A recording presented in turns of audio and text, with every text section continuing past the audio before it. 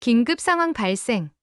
모든 승무원은 즉시 안전 절차를 따르고 착륙 준비를 하십시오. 인천국제공항에 비상 착륙을 진행하겠습니다. 급격히 흔들리는 기내, 공포에 가득 찬 승객들. 어수선한 분위기 속 한 승무원의 얼굴이 새파랗게 질려갔습니다. 안 돼. 한국은 절대 가고 싶지 않았는데. 승무원의 손끝이 차갑게 식어갔습니다. 인천공항 활주로로 향하는 비행기 창문 너머로 그녀의 절망적인 표정이 비춰집니다. 과연 이 승무원에게 무슨 일이 있는 걸까요? 저는 미국 노스아메리카 항공의 수석 승무원 클레어 앤더슨입니다. 하늘을 나는 것.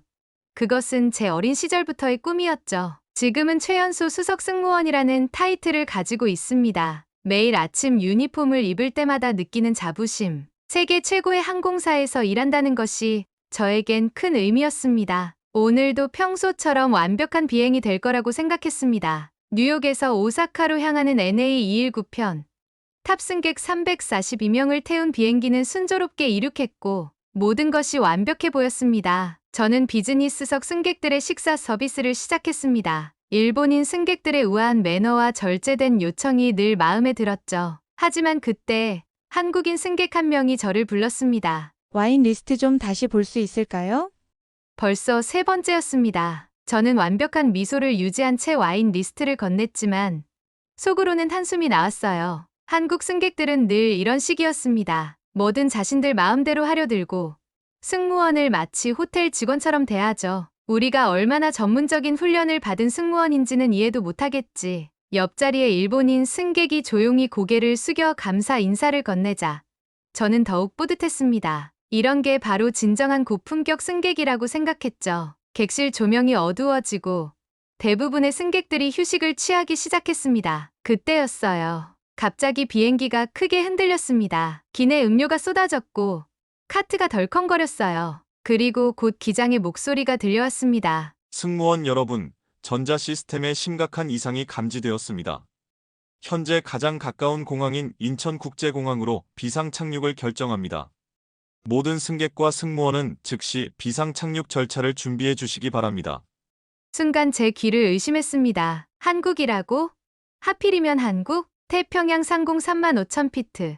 순항 중이던 우리 비행기는 이제 한국으로 방향을 틀어야 했습니다. 저는 속으로 비웃었습니다. 인천공항이 세계적인 공항이라고들 하죠. 하지만 한국에서 세계적인 공항을 만들 수 있을 리가 있겠어요? 그저 시끄럽고 무질서한 아시아의 공항일 뿐이겠죠. 기내가 순식간에 술렁이기 시작했습니다. 특히 일본인 승객들의 반응이 거셌어요. 한국이라고요?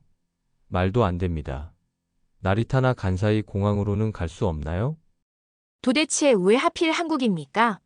비즈니스석의 일본인 승객들이 격앙된 목소리로 항의했습니다. 저는 그들의 마음을 100번 이해했어요. 세련되고 정갈한 일본 대신 한국이라니 최악의 시나리오였죠. 객실은 순식간에 아수라장이 되었습니다. 쏟아진 음료가 바닥에 흥건했고 여기저기서 불안한 목소리가 들렸어요. 엄마, 무서워요.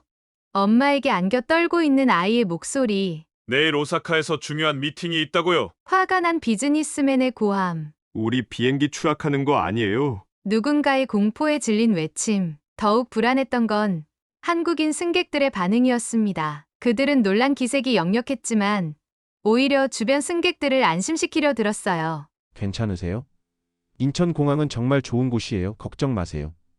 비상 착륙이라도 인천공항이면 안전할 거예요.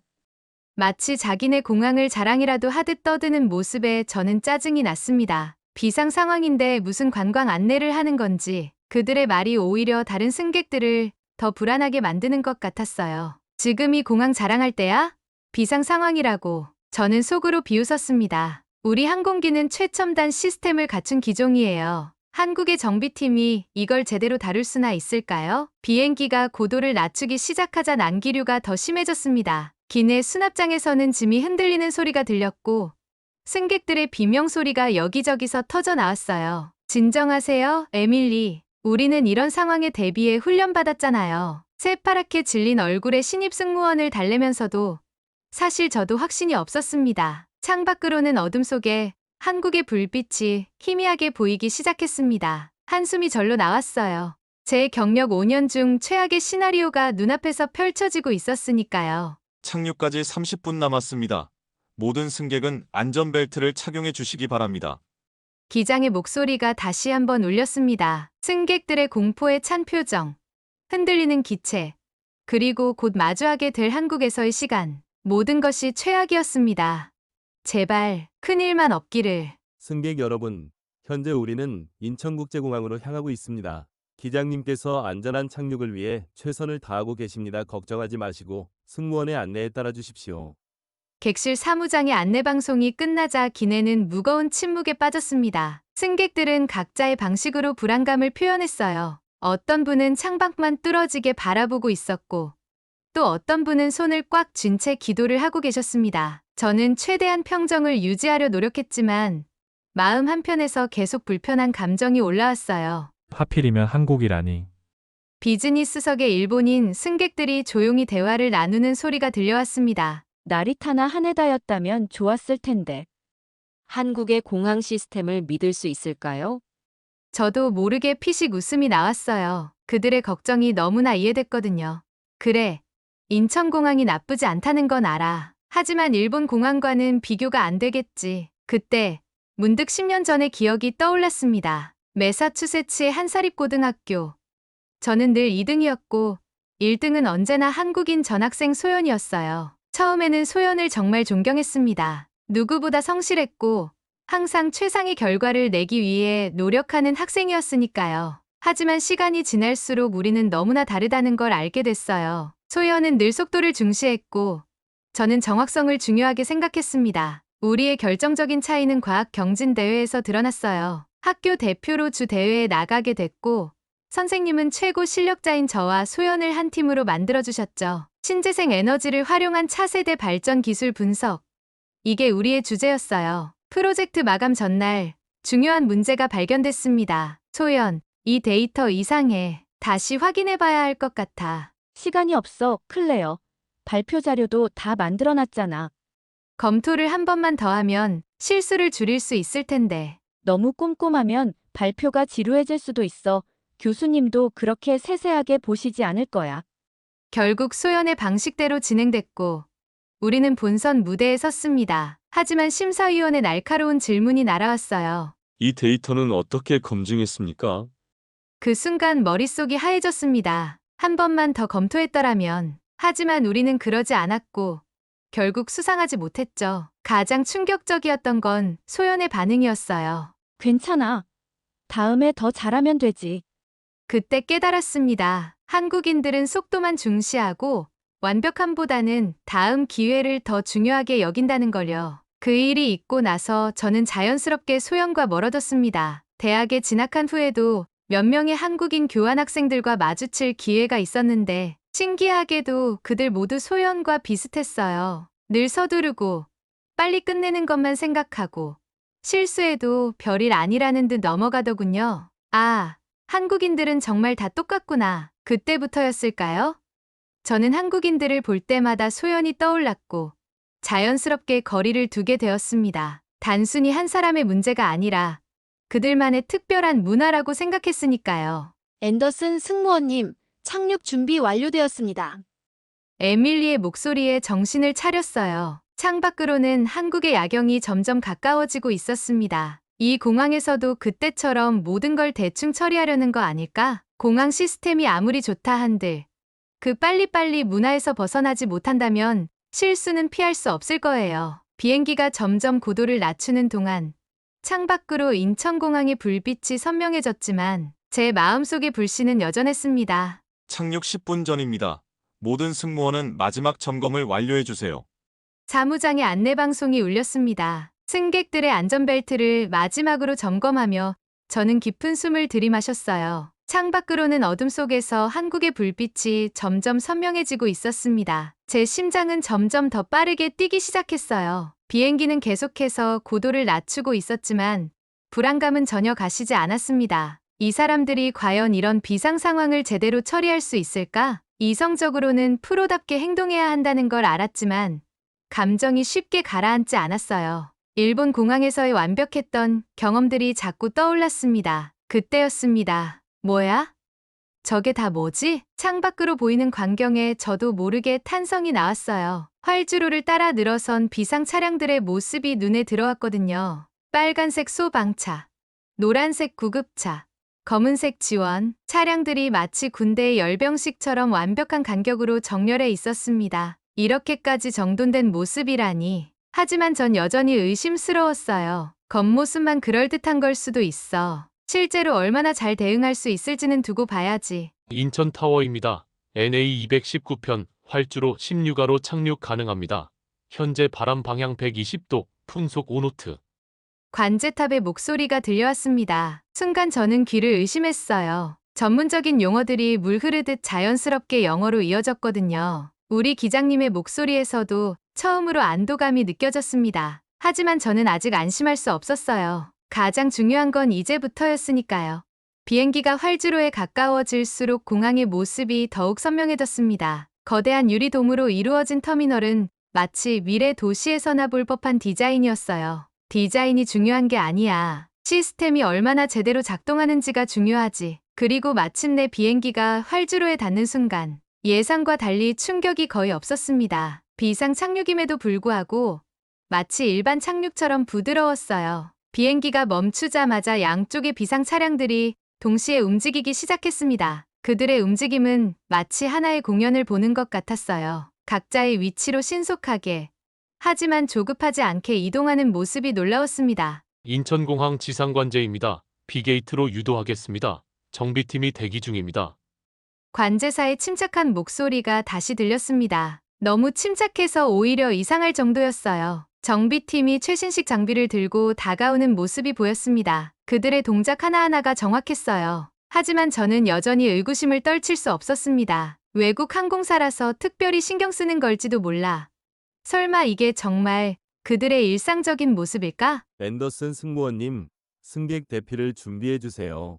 사무장님의 말씀에 저는 정신을 차렸습니다. 지금은 이런 생각을 할 때가 아니었죠. 하지만 창밖으로 보이는 광경은 제가 알던 한국의 모습과는 너무나 달랐습니다. 이제 곧 승객들과 함께 저 터미널로 이동하게 될 거예요. 그때가 되면 진짜 모습을 볼 수 있겠죠. 겉으로 보이는 완벽함이 실제로도 완벽할지 아니면 허상에 불과할지 말이죠. 승객 여러분, 잠시 후 임시 대기실로 안내해 드리겠습니다. 객실 문이 열리자 차가운 공기가 밀려 들어왔습니다. 비상 착륙 후의 대피 과정.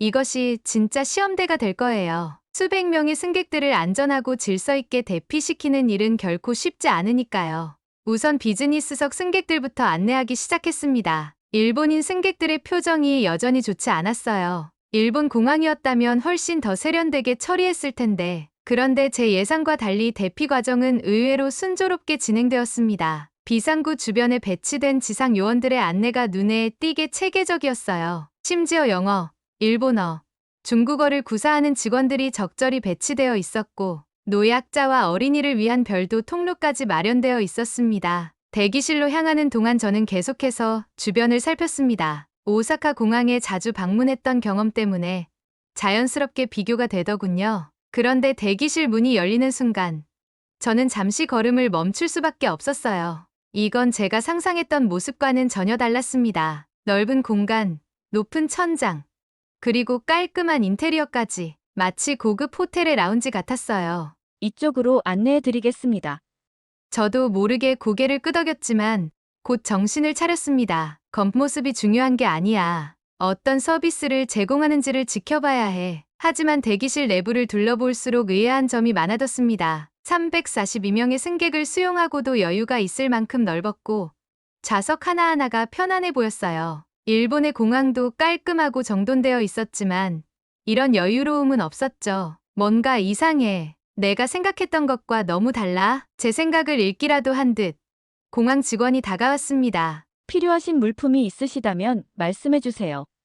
비상 상황을 위한 기본적인 편의용품들이 준비되어 있었어요. 생수, 담요는 물론이고 간단한 세면도구까지, 심지어 샤워 시설도 마련되어 있었습니다. 이건 좀 과하지 않나?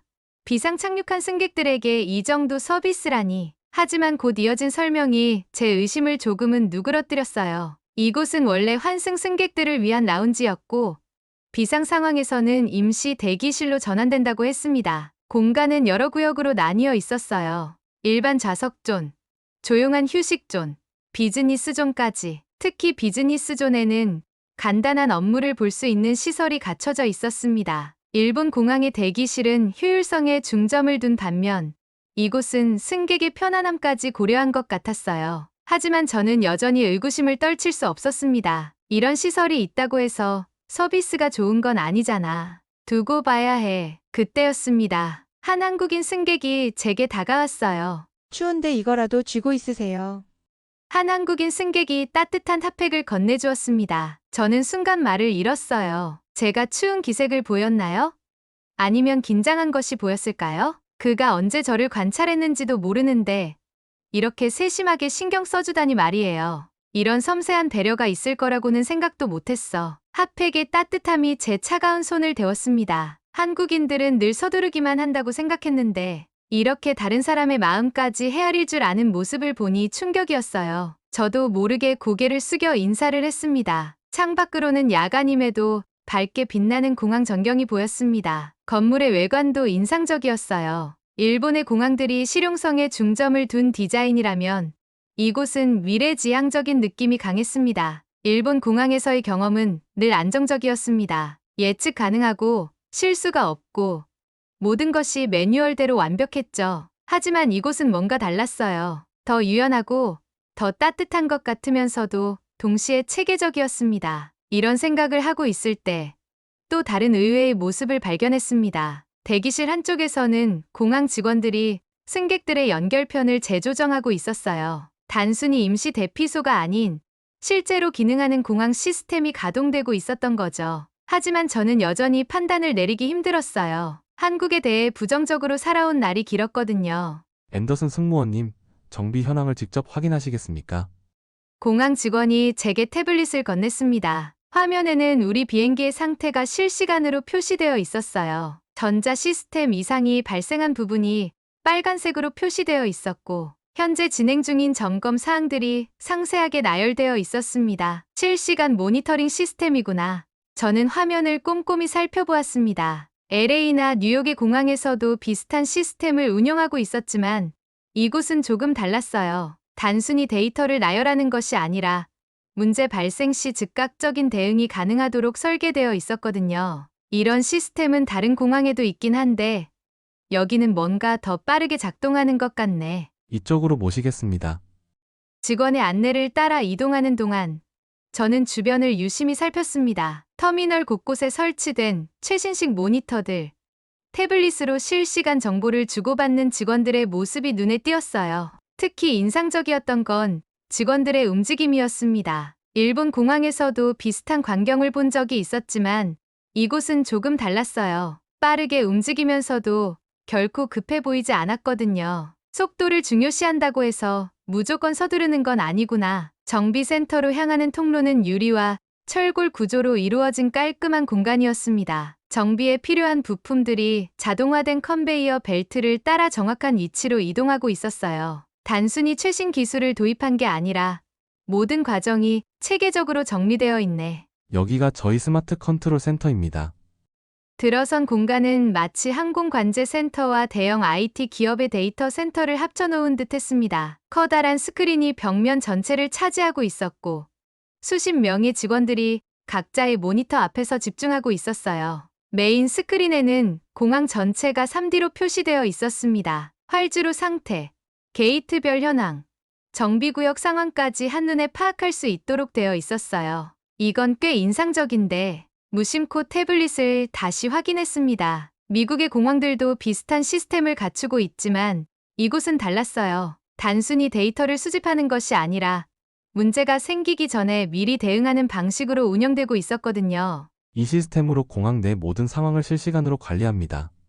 직원의 설명을 들으며 문득 깨달았습니다. 이곳의 특징은 단순한 속도가 아니라 조화로움이구나. 정비구 안의 모습은 더욱 흥미로웠습니다. 모든 장비가 최신식이었고 정비사들의 움직임도 매우 정돈되어 있었어요. 빨리빨리가 꼭 부정적인 의미만은 아닐지도 모르겠어. 정비팀은 태블릿으로 매뉴얼을 확인하며 작업을 진행했고 실시간으로 본사와 연락하며 문제를 해결해 나갔습니다. 현황판에는 세세한 체크리스트가 표시되어 있었고 각 항목마다 담당자와 진행 상황이 실시간으로 업데이트되고 있었어요. 마지막으로 방문한 비상상황실에서는 소방, 구조, 의료팀이 24시간 대기하고 있었고 각종 시뮬레이션 훈련이 이루어지고 있었습니다. 과연 이 모든 게 평소에도 이렇게 운영되는 걸까? 창밖으로는 여전히 비행기 주변에서 정비팀이 질서정연하게 움직이고 있었습니다. 제가 알고 있던 빨리빨리 와는 분명 다른 모습이었어요. 하지만 아직은 확신할 수 없었습니다. 이 시스템이 매번 이렇게 완벽하게 작동하는 걸까?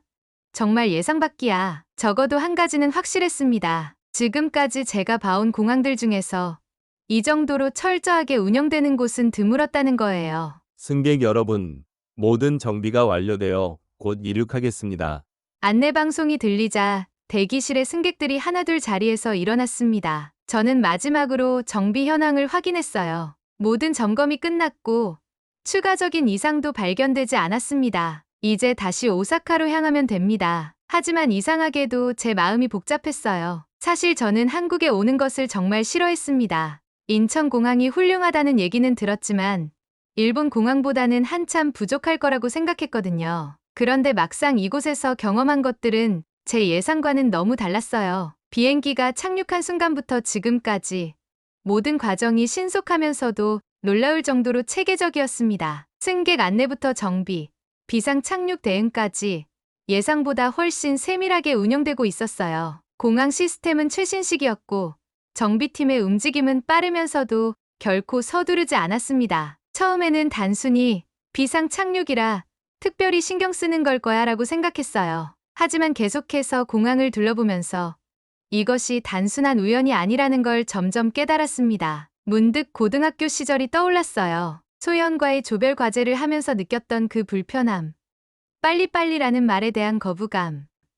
하지만 지금 보고 있는 인천공항은 달랐습니다. 빠르지만 그 속에는 분명한 정확성과 세심함이 있었어요. 단순히 빨리 끝내는 것이 아니라 완벽한 마무리를 위해 속도를 조절하는 방식이었습니다. 앤더슨 승무원님, 따뜻한 차 한 잔 드시겠어요?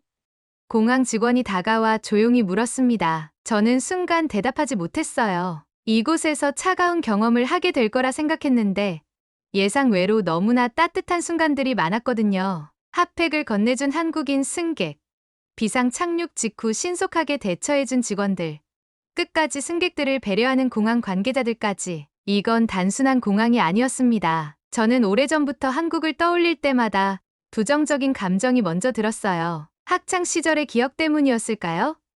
아니면 무의식 중에 쌓아온 편견 때문이었을까요? 하지만 이번 경험은 제 생각을 조금씩 흔들어 놓고 있었습니다. 창밖으로는 정비를 마친 우리 비행기가 보였습니다. 예상보다 훨씬 빠르게, 하지만 철저하게 점검이 끝난 모습이었어요. 이제 곧 다시 하늘로 올라가게 될 것입니다. 그런데 이상하게도 이번에는 조금 다른 기분이 들었어요. 괜찮으세요?